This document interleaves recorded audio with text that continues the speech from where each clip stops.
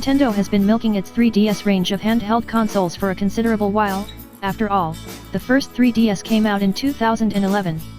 The DS, on which it is based, came to the UK considerably earlier, in 2005. It's no exaggeration therefore to say it's the most endearing console concept we've seen. And we're not about to see the back of it anytime soon.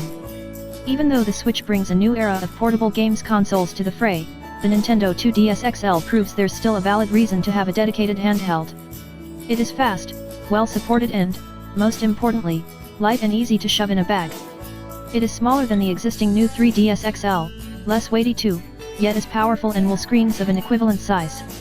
It also dispenses with the 3D option which, to be honest, many we've spoken to prefer, even when offered the option. There are two color schemes that will be available from launch, a white unit with orange trim and buttons, and a black version with blue trim. Both are identical save for the color and both have a few refinements, even over their 3D stable mates. The cartridge slot is on the bottom left corner, as on the latest 3DS XL, but it's now secured by a flap to stop the game popping out when in a bag. Better still, the microSD card slot is under the same flap, so you can swap it out easily. Having to unscrew the rear of the 3DS XL just to change over a microSD card was a real pain. Cameras have been moved. The front-facing cam is now on the hinge, while the rear 3D cameras, yep, they can still take 3D images even considering the 2DS XL's 2D screen, are centrally located on the back these days. The hinge also gets notifications lights, to tell you when you have Street Pass or Spot Pass data to check out.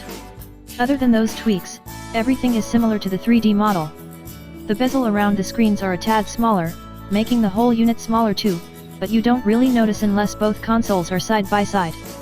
The upper screen is, obviously, 2D rather than auto-stereoscopic 3D like the other family members, but it's still 4.88 inches in size.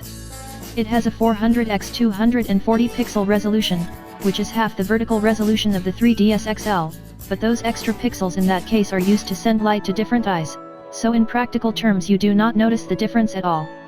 The display looks very similar to a 3DS XL screen with the 3D switched off. The lower touch screen is identical, 4.18 inches with a pixel resolution of 320x 240. Behind the lower screen is an NFC reader.